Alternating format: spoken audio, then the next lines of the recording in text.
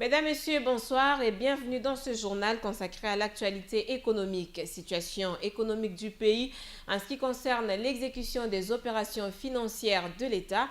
Au début du mois d'avril, la balance du compte général du Trésor indique un excédent de 2,2 milliards de francs congolais consécutifs aux recettes de 28,2 milliards de francs congolais et aux dépenses de 25,9 milliards. Le solde du compte général du Trésor affiche un excédent de 277,2 milliards de francs congolais en cumul annuel. Les ressources comptabilisées à cette date ont été influencées par la bonne tenue des rubriques des recettes qui se répartissent en 49,2% des recettes fiscales et 50,8% des recettes non fiscales, dont 35,4% des ressources tirées du sous-compte projet d'infrastructure.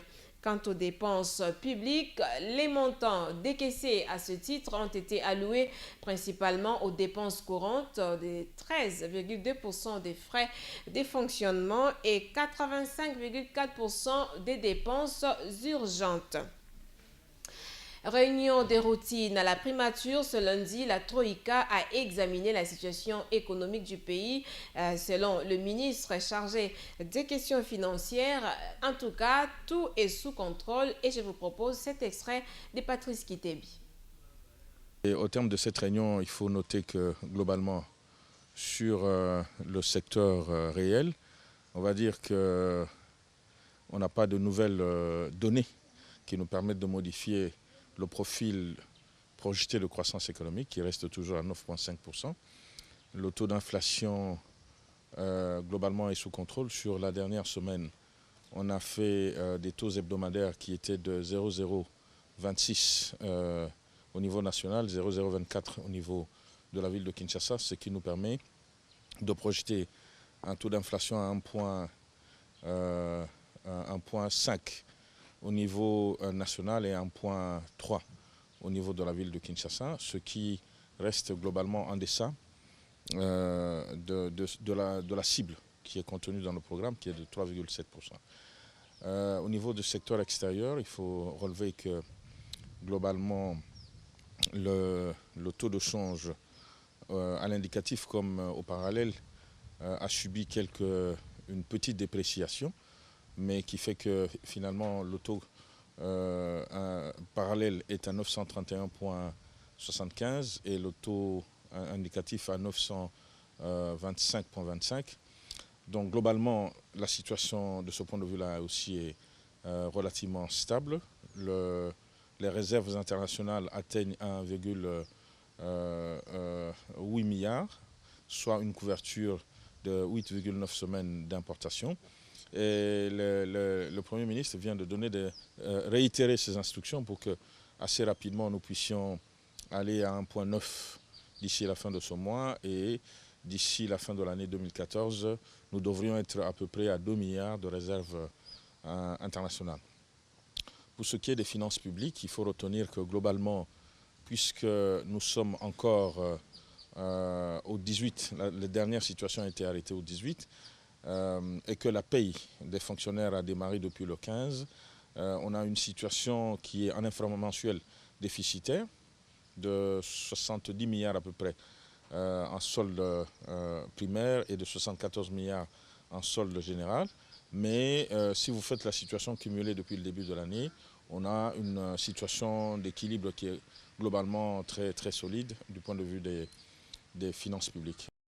À quelques mois de la clôture du projet CEPO, les délégués de la Banque mondiale à Kinshasa ont évalué le niveau d'exécution des travaux en cours. Ils ont fait la ronde de quelques chantiers en compagnie des responsables de cette structure de la Régie des eaux.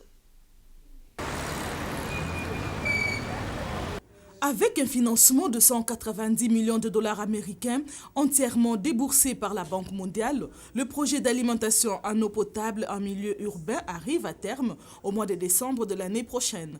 La délégation de cette institution financière internationale en visite à Kinshasa a bravé la canicule de la journée de samedi pour faire le tour des principaux chantiers en cours à travers la ville de Kinshasa. Sur le terrain, les résultats sont palpables, se félicite le chef des missions. La pose des équipements électromécaniques et les travaux de génie civil avancent sans désemparer. Les ingénieurs de différentes entreprises commis à la tâche sont à pied d'œuvre. Les travaux en cours concernent essentiellement la fourniture et la pose des canalisations et des accessoires de réseaux de distribution secondaire et tertiaire du lot 1 et du lot 2. Le réseau primaire aussi, le chef de la délégation s'est dit satisfait.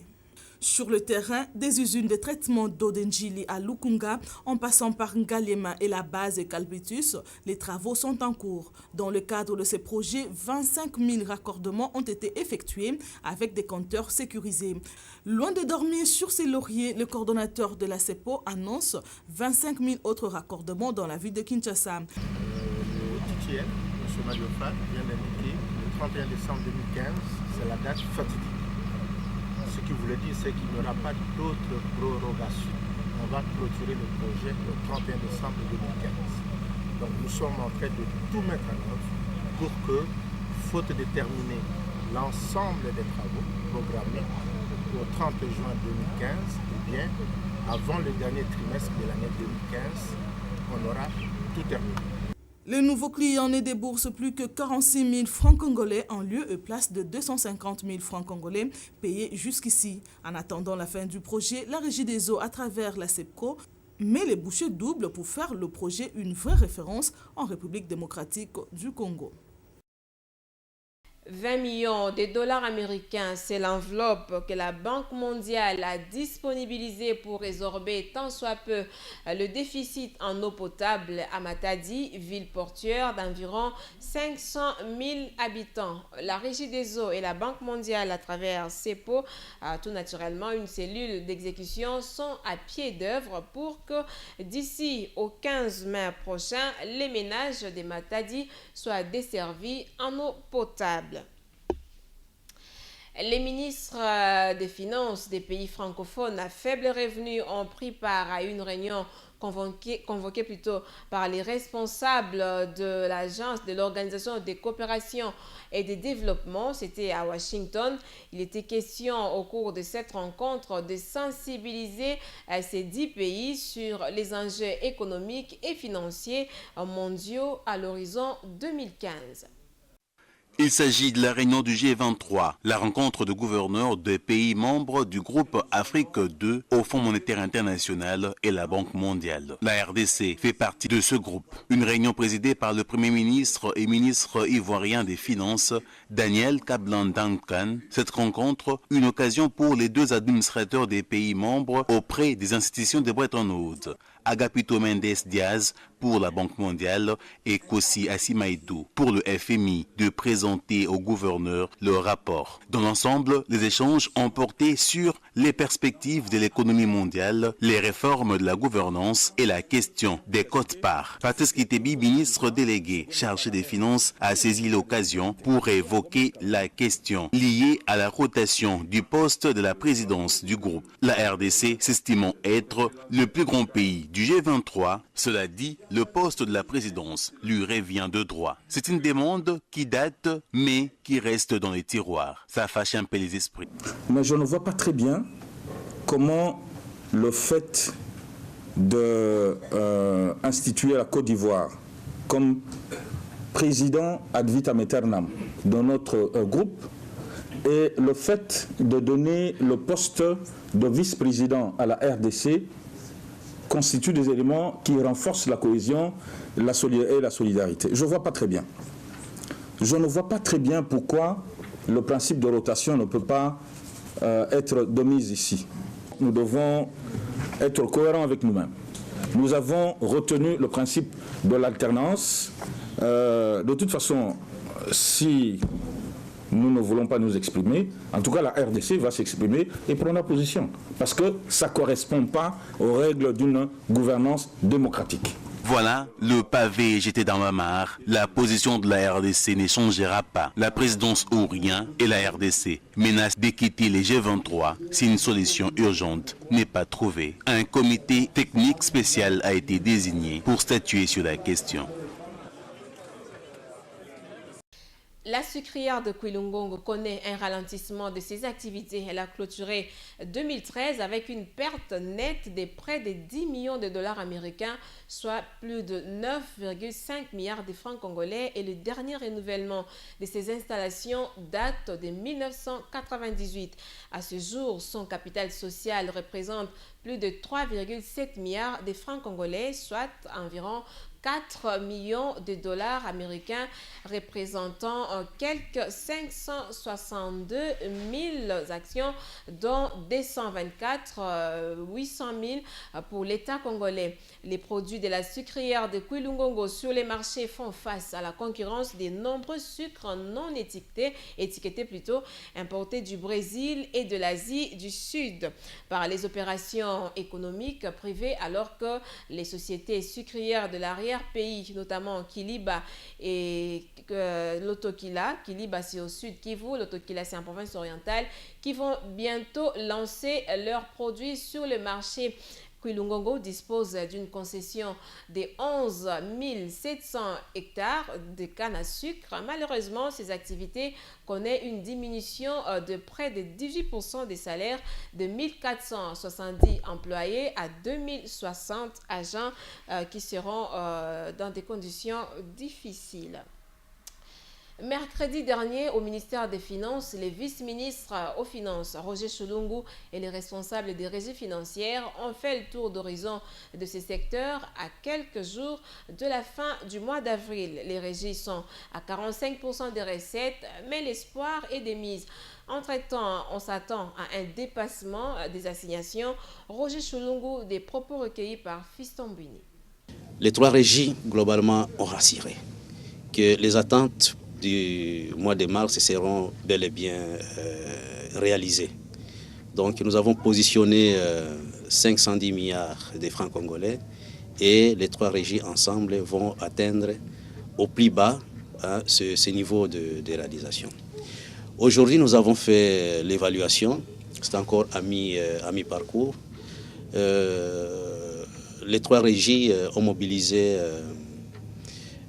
à peu près 45% par rapport aux attentes du mois, mais les 5 jours qui restent feront que les prévisions seront bel et bien réalisées, voire même dépassées. Nous comptons sur le civisme des opérateurs économiques qui sont appelés à respecter les dispositions légales. Je prends à titre d'exemple les contribuables qui vont déclarer les pertes, ce qui est tout à fait normal, qui doivent payer les 1% de la perte au lieu de 1 millième jadis, parce que la loi a évolué, que ça va nous permettre aussi d'améliorer les niveaux de mobilisation des recettes. Le Premier ministre Augustin Matata Ponyo a effectué une visite surprise à la fonction publique à Gombe. Un constat amer, ce bijou construit depuis 1954 a besoin d'un coup de balai. Matata Ponyo a saisi cette occasion pour rencontrer les délégués syndicaux qui lui ont fait part de leurs revendications.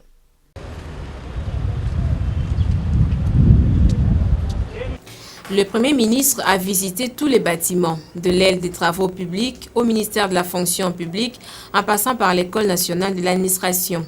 Le 4e étage est réservé à l'ENA qui installe son quartier général, dont un compartiment administratif et des locaux pour la formation. Les responsables ont été recrutés et n'attendent plus que la fin des travaux.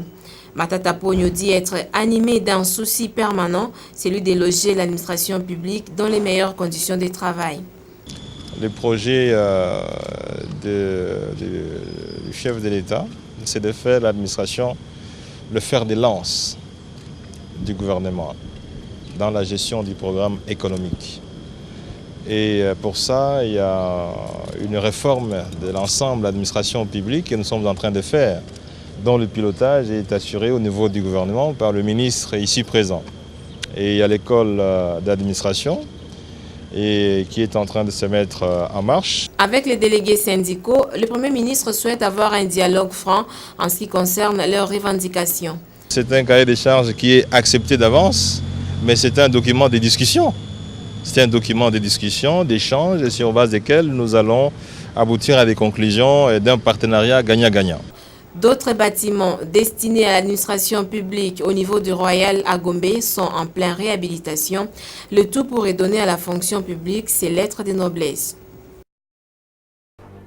Voilà, mesdames, messieurs, ainsi s'achève ce journal. Merci de l'avoir suivi et à la prochaine édition.